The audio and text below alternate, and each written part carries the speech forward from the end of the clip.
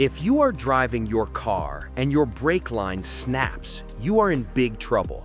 You press the pedal, nothing happens, and you keep rolling. But if a semi-truck is driving down the highway and its brake line snaps, the exact opposite happens. The truck will lock up its wheels and skid to a halt immediately. This is because trucks use a completely different system called air brakes, and they're designed with a specific philosophy. They fail safe. In your car, the brakes are off by default. You have to push a pedal to turn them on.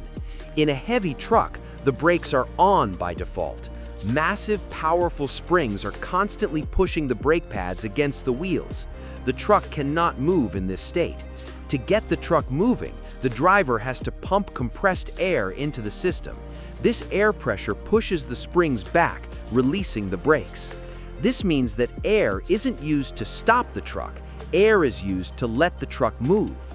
When the driver hits the brake pedal, they're actually letting air out of the system. This allows the springs to re-engage and clamp down on the wheels. This explains that iconic sound you hear when a bus or truck stops. That sound is the compressed air escaping.